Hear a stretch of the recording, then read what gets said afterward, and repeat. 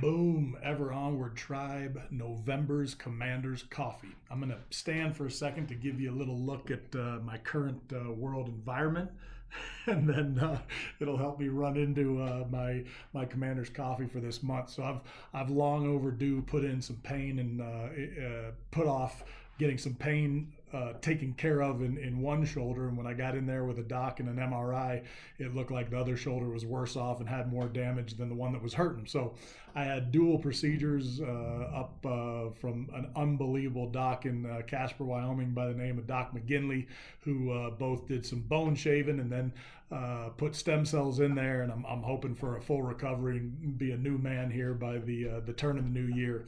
But it made me really think about pain. I know I've talked about this before, not avoiding pain, doing hard things. And this one was a little more acute, obviously some real pain. And as I was sitting there healing when my shoulders were still burning, they've subsided now. And now I just got to have the discipline to let them rest. It kind of did make me think that I'd frankly rather feel pain. I'd rather push things to a hurting point than just sit there like a timid soul, as they say, and not do fun, aggressive things. I feel like that's what I was put here to do, and I think all of us have that in us. I used to ride horses a bunch when I was younger and through college, and I remember an old cowboy as I was learning to rope and kind of work a horse on cattle, kind of told me he thought I was riding a little too conservatively and that I had to kind of ride to a fall to know where that fall point was. And it was sage advice. If you don't ride to a fall, if you don't push it hard enough to get to a point where you break some eggs or from time to time break yourself, I think you're leaving kind of potential and your abilities on the table. If you ride to that point where you take a hit, you take a fall, then you know exactly where that fall point is, and you know how far you can push it. You kind of understand some level your limits, and then how far to push those limits beyond them to really hit your highest level of performance.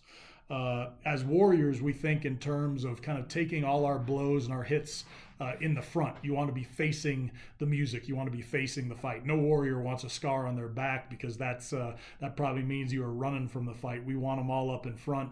And when you look at a warrior that has their scars on their face or on their chest, you're like, that's somebody that faced the fire and faced the music.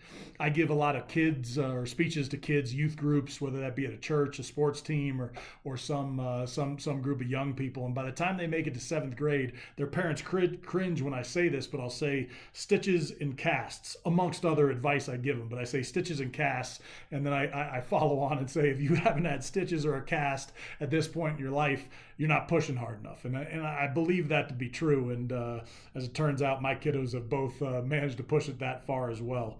I'll just leave you with this. While it's uncomfortable being in pain, while it's uncomfortable dealing with an injury and coming back from it, I really think it's worth doing things hard enough, pushing things to a greater extent to earn that suffering and earn a little bit of that pain. Strikes me as a far better life lived than sitting there not putting yourself in harm's way. So be careful, but push it. Stitches and casts, ever onward.